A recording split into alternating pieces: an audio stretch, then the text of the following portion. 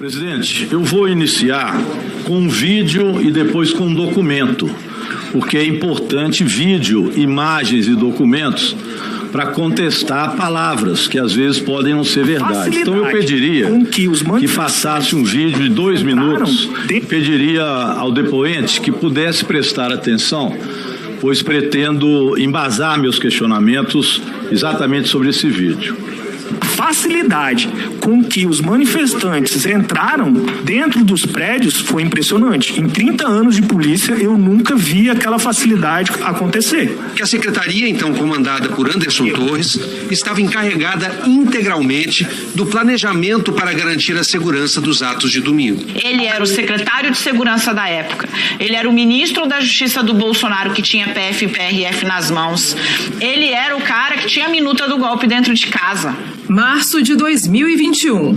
Anderson Torres vira ministro da Justiça e Segurança Pública com uma prioridade: cooptar as polícias para a causa golpista. E horas após tomar posse como novo ministro da Justiça, Anderson Torres comunicou que vai trocar os comandos da Polícia Federal e da Polícia Rodoviária Federal. A medida tinha um motivo. De 2022, nós não podemos esquecer que é o ano de eleição. O Ministério da Justiça também está totalmente envolvido nisso. Envolvimento que incluía tirar a confiança do povo nas urnas. Que sejam evitados todos os esforços para que possa existir o voto impresso. E o ministro foi mais longe. Na época da eleição, o Anderson Torres, então ministro da Justiça, foi diretamente à Bahia para ter informações e tentar interferir no fluxo de eleitores. E o pessoal está impedido de seguir até o local de votação. Com Lula eleito, restou ao Torres ajudar a estruturar o golpe. Na casa dele foi encontrada a minuta de um decreto, através do qual Bolsonaro faria uma intervenção no TSE, anulando a vitória de Lula. Como o golpe não veio, Torres foi para a segurança do Distrito Federal e diminuiu o contingente policial justamente quando o acampamento golpista crescia. Não seguraram. Não tem como segurar. Como se não bastasse, Torres abandonou suas funções, mesmo sem estar de férias. Agora, ele precisa explicar o quanto agiu por iniciativa própria e o quanto foi a mando do ex-capitão derrotado.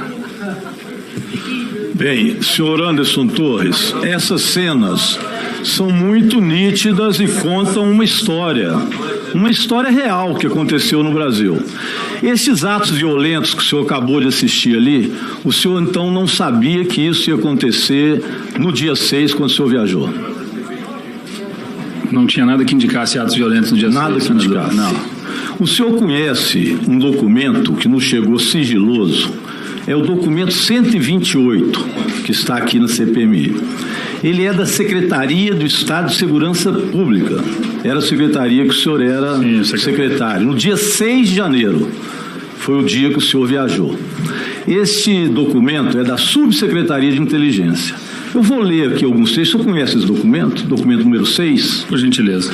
Por gentileza, eu vou ler. Entre os eventuais ações estariam a invasão de órgãos públicos e o bloqueio em refinarias ou distribuidoras de combustíveis. O documento chama atenção dizendo que circulava isto nas redes sociais. O senhor viu esse documento? Esse documento, deputado, ele foi transmitido para o gabinete do secretário e eu já tinha saído da secretaria. Mas tem um detalhe... O senhor tinha saído da secretaria? Mas esse documento no dia 6, eu trabalhei até às 18 horas. Esse documento foi depois das 18? Foi depois. Não foi. Eu vou mostrar para o senhor horário. Eu, pelo menos, não recebi. Ele não foi. Ele foi a parte da tarde. Mas ele diz mais. Vamos lá. Eu vou terminar de ler o documento para o senhor dizer realmente o que o senhor disse aqui não condiz com nada isso aqui. É da subsecretaria da secretaria do senhor, é do dia 6. Perfeito. Não foi à noite depois que o senhor viajou, não. Com certeza não foi. Veja bem, em virtude do resultado das eleições presidenciais, aí vai dizer que está sendo desmobilizado o quartel, mas diz: nota-se convocação para as novas mobilizações pelas redes sociais e previstas para correr em Brasília contra o atual governo federal. Depois ele vem com o título número 2, mobilizações de oposição ao atual governo federal entre os dias 6 e 8 de janeiro. Isso é da secretaria do senhor. A. Convocação para os atos entre dia 6 e 8. Circula convocação para o ato em Brasília intitulado Tomada de Poder pelo Povo. As divulgações apresentam de forma alarmante, dada a afirmação de que a tomada do poder ocorreria principalmente com a invasão do Congresso Nacional. Quem não tem risco, não acha que é perigoso o golpe, vou ler de novo. Principalmente com a invasão do Congresso Nacional. Entre os organizadores estariam integrantes dos grupos autodenominados de patriotas, além dos segmentos do agronegócio e caminhoneiros, secretaria do senhor, viu? Assinala-se ainda grupo de mensagem no qual os integrantes seriam pessoas conhecidas por caques, caçadores, atiradores e colecionadores, e postagens sobre sitiar Brasília, e que denotam a intenção de prática de atos de violência no dia 8 de janeiro. Continua o documento que foi feito pela sua subsecretaria, que o senhor vai me dizer se teve ou não conhecimento desse documento. E ele não foi à noite, viu? Não venha com essa história. Veja bem, greve geral. No que concerne a dinâmica da mobilização, estariam sendo propostos os seguintes itens, entre os outros: instalação de acampamentos ou bloqueios locais, como refinarias, etc., no Paraná, Ceará, Minas Gerais, Rio Grande do Norte, etc. Impedir o acesso de servidores aos órgãos, ocupar órgãos públicos representando os 3 poderes. Seria o day after, seria, Jandira, o dia seguinte, depois da ocupação, viria uma pretensa greve geral para justificar a ação golpista que estava lá. Esse documento foi da sua subsecretaria, o documento sigiloso. Qualquer deputado que é da CPMI pode obter o documento 128 da Subsecretaria de Inteligência da Secretaria de Estado de Segurança, no dia 6 de janeiro de 2023. Esse documento diz exatamente o contrário do que o senhor disse aqui. O negócio é o seguinte, senhor deputado, o protocolo de ações integradas feito pela Secretaria, ele previa ações para conter tudo isso aí. Por isso que eu digo, eu assinei isso aqui às 15h28 da tarde. Volto a dizer ao senhor, se esse planejamento tivesse sido cumprido à risca, não teria... O planejamento é outra história. Eu estou falando do documento que foi feito pela sua subsecretaria e que alertava que o senhor disse que não sabia que viajou.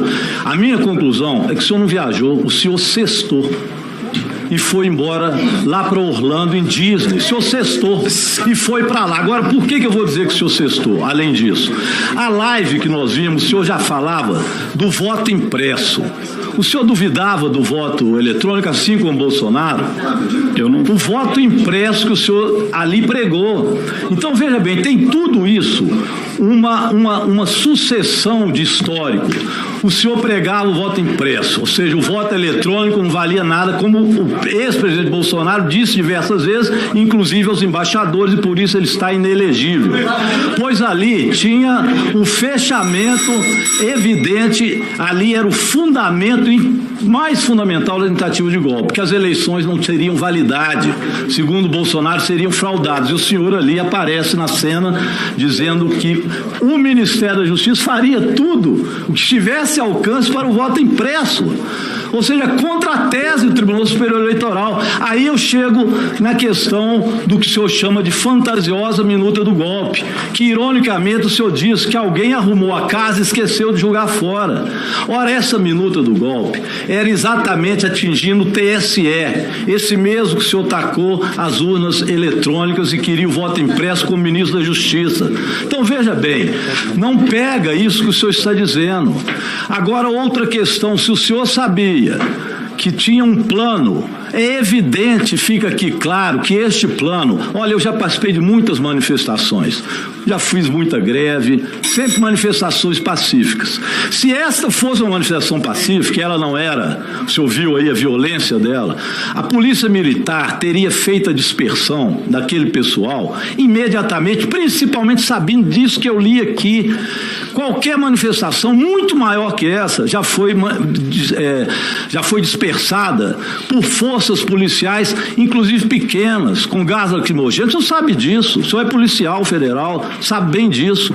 E lá nada disso foi feito. O senhor quer que eu acredite que isso não era planejado, que essas pessoas vieram aqui rezar com Bíblia, enrolado em bandeira verde e amarela? O senhor quer que a gente acredite numa mentira dessa? Realmente, esta narrativa, esta sim é fantasiosa. A verdade é que o senhor foi ministro, secretário de Segurança, assim como Mauro Cid, é um outro capítulo, e ia assumir também o comando em Goiânia para vir de lá com homens armados para consolidar o golpe.